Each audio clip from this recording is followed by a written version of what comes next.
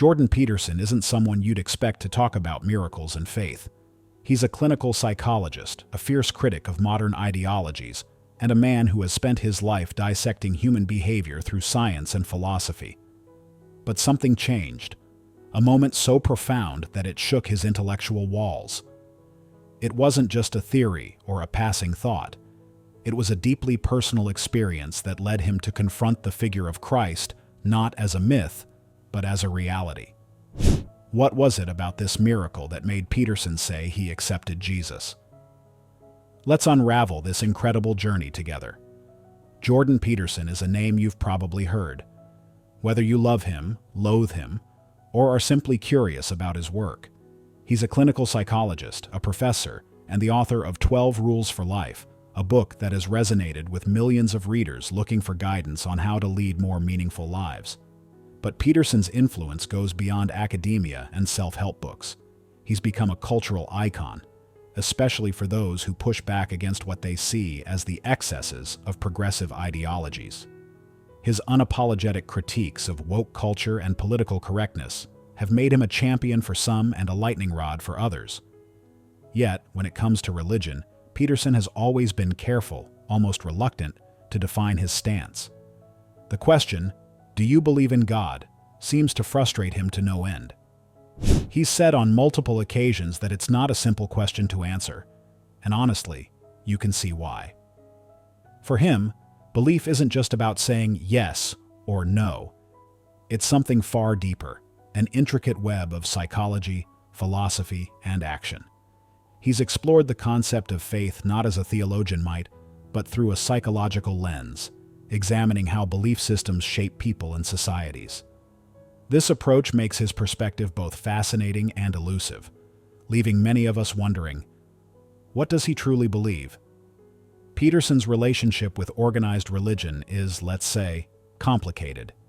He's admitted that going to church has always been a struggle for him. He finds it difficult to sit through the rituals and sermons, a sentiment that started early in his life and never really went away. And yet, he doesn't dismiss the value of the church entirely. He believes that its decline in modern society is one of the reasons we're seeing such fragmentation and loss of moral direction. Back in the 1950s, Peterson notes, even the most cynical churchgoer spent at least an hour a week reflecting on ethics, purpose, and a higher meaning in life. He sees that as something we've largely lost, and he considers it a tragedy. One of the key figures in shaping his evolving thoughts on faith is Jonathan Pageau, an Orthodox Christian thinker. Their conversations have delved into profound topics like the role of love, ethics, and the necessity of communal rituals that bind people together. Peterson finds immense value in these discussions, even if he still struggles with traditional religious practices. What stands out is his acknowledgement that communities need a shared ethical and spiritual center, something the church once provided. Without it, society risks losing its cohesion, and that's a danger he takes seriously. Tammy Peterson's journey has been nothing short of transformative, not just for her, but for Jordan as well. She faced a life-threatening health crisis that shook their world to its core. Imagine watching the person you love most come dangerously close to the edge. It changes everything. For Tammy, that near-death experience wasn't just a wake-up call, it was a spiritual turning point. She came out of it with a renewed focus on faith and a deep desire to serve others.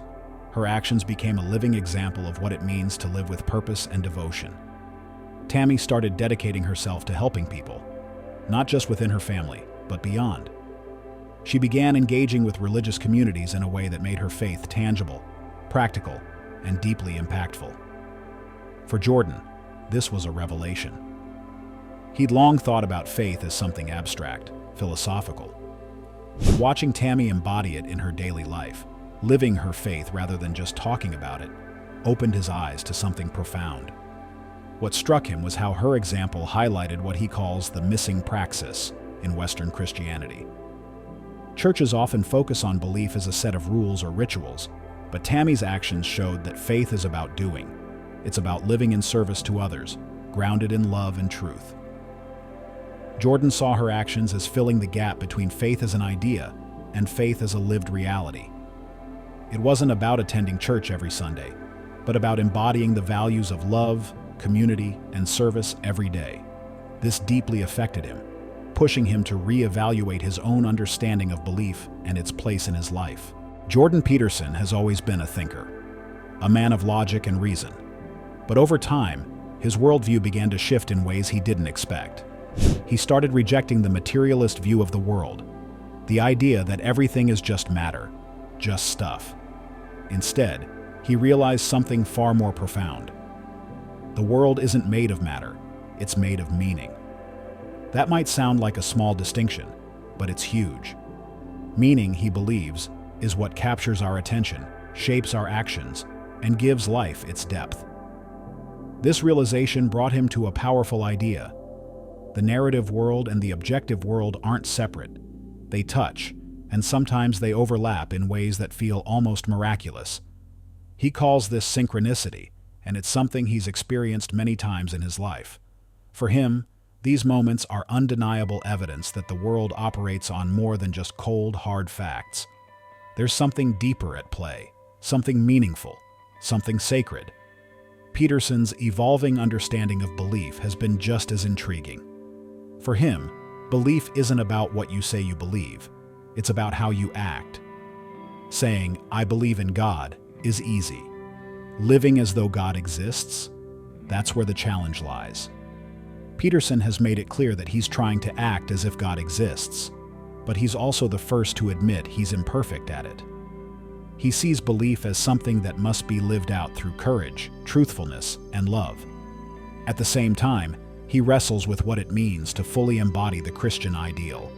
To truly believe, he says, would be a transfiguring event, something that changes every fiber of your being. He finds this idea both inspiring and terrifying. What would it mean to live with absolute faith, with total commitment to truth and goodness? He doesn't claim to have the answer, but he's exploring it every day. Let me tell you, one of the most fascinating things about Jordan Peterson is how he talks about Jesus Christ. You'd expect someone with his academic background to keep things strictly intellectual when it comes to religion, but when he dives into the figure of Christ, it feels like he's genuinely grappling with something far bigger than just an academic idea. For Peterson, Christ isn't just another mythical figure in a long list of gods and archetypes. Sure, he acknowledges the comparisons to mythological gods, like the ones Joseph Campbell described, with their cycles of death and rebirth. But he insists that Christ stands apart for one very specific reason: history. Peterson points out that while many mythological figures exist solely in the realm of story, Christ also has a historical presence. Whether or not you believe in the factual accuracy of the Gospels, there's no denying that Jesus existed as a real person. And that unique blend of history and myth is what makes Christ such a compelling figure. Think about it. Christ is both a symbol of divine ideals and a flesh and blood human being who lived, suffered, and died. That's what makes him so different, and for Peterson, so powerful. But here's where it gets even more intense. Peterson doesn't just stop at acknowledging Christ's significance. He wrestles with what it means to truly believe in him. And I mean believe. He's said that if you fully understood and accepted what it means to live as a Christian, to act as if God exists in every moment of your life, it would completely transform you. It's not just about saying the words or showing up at church. It's about living with absolute courage, truth, and love, even in the face of suffering and betrayal. Honestly, it sounds both inspiring and terrifying. And that's the thing. Peterson admits that the idea of full belief terrifies him. Because if you believed, if you truly let faith shape every aspect of your life, it would demand everything from you. You'd have to aim for the highest good with all your heart, let go of every shred of malevolence, and face the world with unshakable truth and bravery. It's no small task, and Peterson doesn't pretend that he's there yet. He's honest about his own imperfections, saying he tries to act as if God exists, but won't claim that he fully lives it out. And really, who among us can? So, what are your thoughts on this? Let us know in the comments below.